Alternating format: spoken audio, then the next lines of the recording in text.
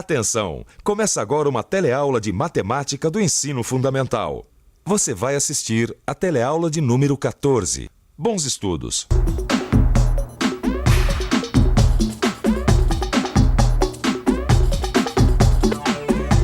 Peso, comprimento, volume, área, tempo. Na aula passada, nós conhecemos essas unidades de medida. Hoje, nós vamos ver como é que se faz para calcular o volume e a área das coisas. Vamos nessa?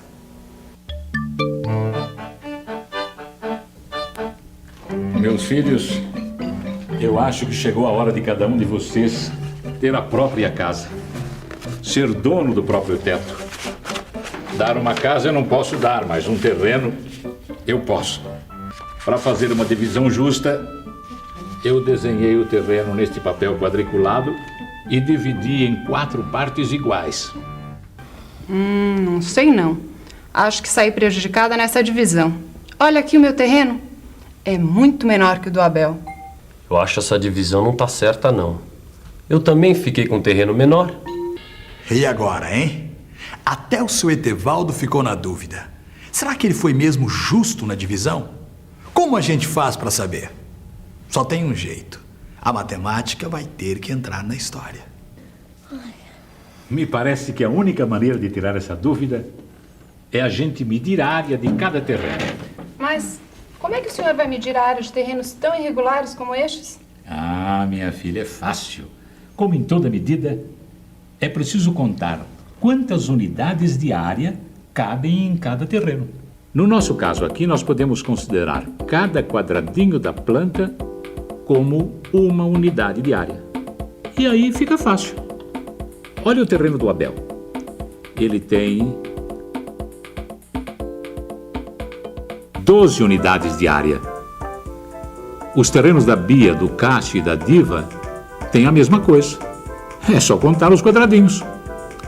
O terreno da Bia tem 12 unidades de área. O do Cássio, a mesma coisa, 12 unidades. E agora o da Diva, 12. 12 também. Os terrenos de vocês têm formas diferentes, mas têm exatamente a mesma área. Tá certo, seu Etevaldo. O senhor mediu bem a área dos terrenos usando os quadradinhos. Mas será que quadradinho serve pra gente? Será que não existem outras unidades de medida de área? Medidas que a gente usa no dia a dia? Vamos pensar um pouco. Eu posso medir a área de qualquer figura geométrica. E tudo fica mais fácil se eu começar medindo a área de uma figura mais simples. Isso mesmo, simples como o quadrado. Ele tem todos os lados iguais. Se o lado do quadrado mede 1 metro, a área é de 1 metro quadrado. Se o seu lado tiver 1 quilômetro, então sua área será de 1 quilômetro quadrado. Se tiver 1 centímetro, a área será de 1 centímetro quadrado. O que a gente pode concluir disso tudo?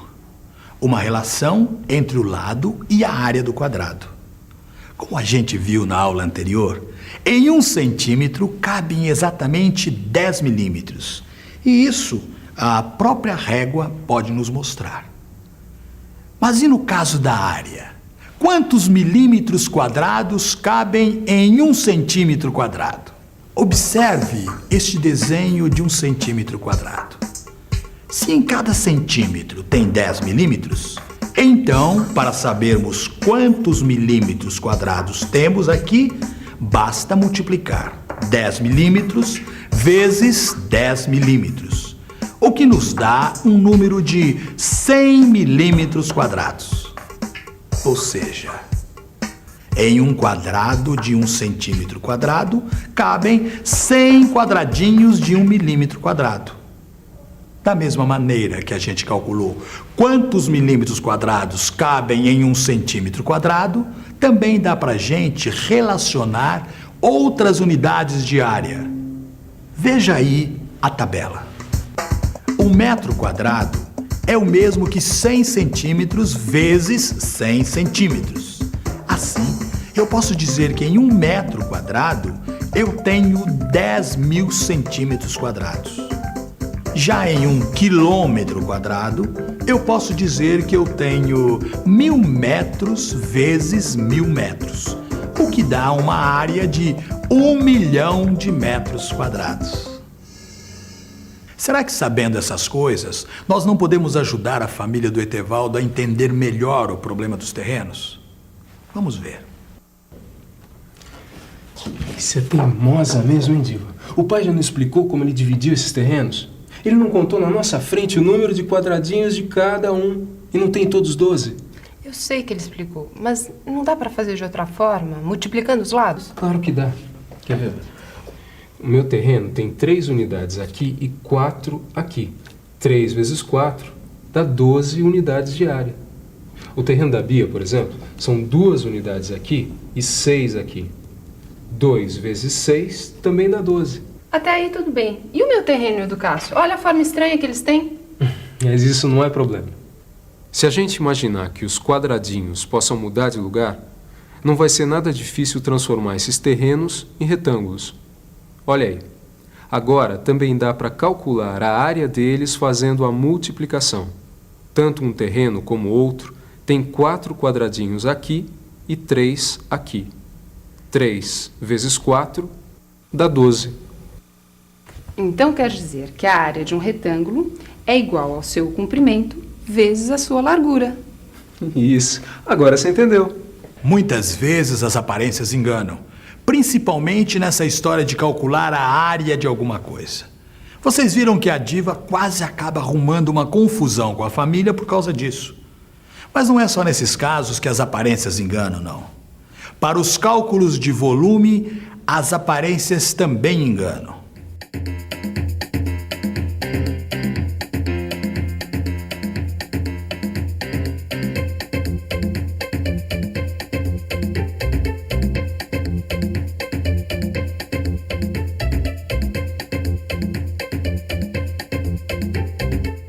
Nossa, eu tô com muita sede. Vou tomar água de coco neste copo aqui, que é bem maior. Não, peraí. Se você está com muita sede, é isso? Sim. Então não é melhor você ficar com um copo que cabe mais água de coco?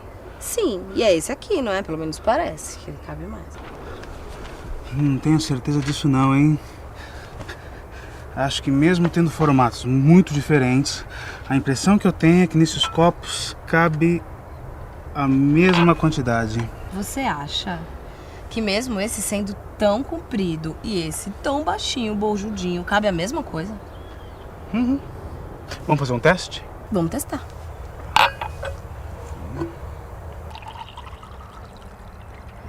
Cuidado pra não derramar.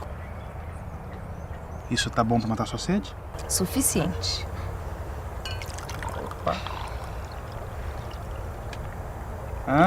E aí? Tem ou não tem a mesma capacidade? Tem. É por isso que você não pode deixar se enganar pelas aparências na hora de calcular a capacidade de um recipiente. Pois é, e o cálculo de volume é super parecido com o cálculo de área que a gente já viu nessa aula. Eu diria, inclusive, que são estudos análogos.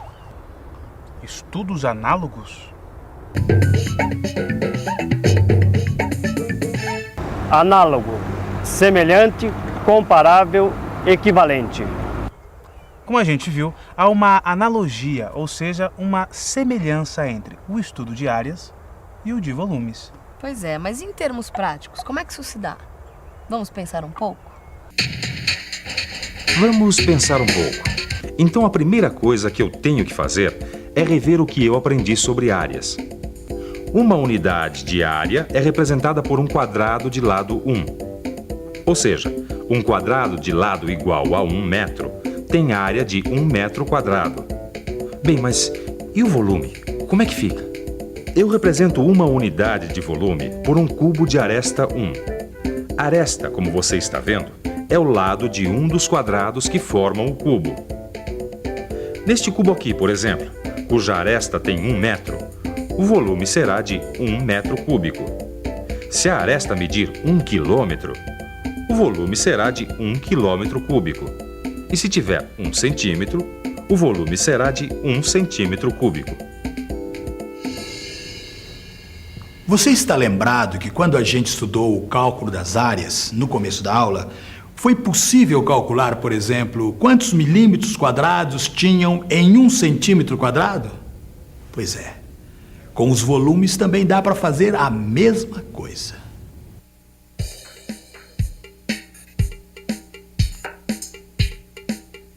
Um centímetro é igual a 10 milímetros. 1 centímetro quadrado é igual a 10 vezes 10, que é igual a 100 milímetros quadrados. 1 centímetro cúbico é igual a 10 vezes 10 vezes 10, que é igual a 1000 milímetros cúbicos.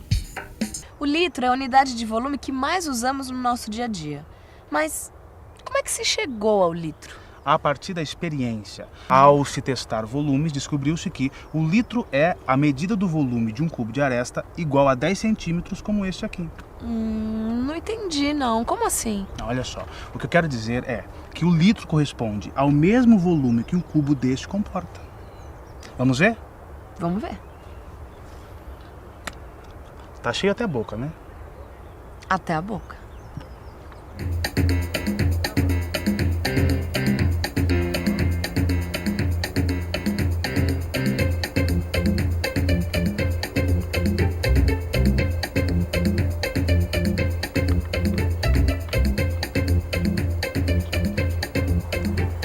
E não é que coube mesmo? Eu não falei pra você, olha só, o litro coube direitinho no cubo de aresta igual a 10 centímetros. Isso prova que o litro tem a mesma medida de volume de um cubo de aresta igual a 10 centímetros. Exatamente. Agora, vamos um pouco pra frente. Olha só, como nós vimos, há uma analogia entre o estudo do volume e o estudo de área. É verdade. Existe uma semelhança entre os estudos de volume e de área. Isso significa que o retângulo representa para o cálculo de área o que o paralelepípedo representa para o cálculo de volumes. Vamos ver um exemplo? Nesta caixa d'água cabem exatamente 4 vezes 3 cubos de 1 metro cúbico no seu piso. E aqui sobre estes cubos cabem mais 12. Vimos que podemos calcular o volume multiplicando o comprimento pela largura da base, como se estivéssemos medindo a área da base da caixa d'água e depois multiplicando o resultado pela altura da caixa para saber quantos cubos de 1 metro cúbico podemos empilhar sobre a primeira arrumação. Logo, o volume dessa caixa d'água é de 2 vezes 4 vezes 3, que é 24 metros cúbicos. O volume do paralelepípedo é igual à área da base vezes a altura. Atenção, se liga aí que é hora da revisão. Na aula de hoje, a gente estudou como calcular a área de algumas figuras, como o quadrado e o retângulo. Como você viu, também é possível transformar outras figuras através de cortes precisos em retângulos e daí calcular sua área. Você viu também que um terreno mais comprido pode ter a mesma área que um outro mais curto e mais largo. E conferiu ainda que o que acontece em áreas é análogo ou semelhante ao que acontece com volumes. Assim, um copo alto pode ter o mesmo volume que um outro mais baixo, porém mais largo. Ainda de modo análogo ao estudo das áreas, conhecemos o cubo unitário de 1 litro, de 1 metro cúbico e o volume do paralelepípedo. Nos nossos próximos encontros, a gente vai avançar ainda mais nesse assunto. Mas, por enquanto, é importante que você aprofunde seus conhecimentos sobre esses assuntos, praticando os exercícios desta aula que estão no livro, certo? Até a próxima!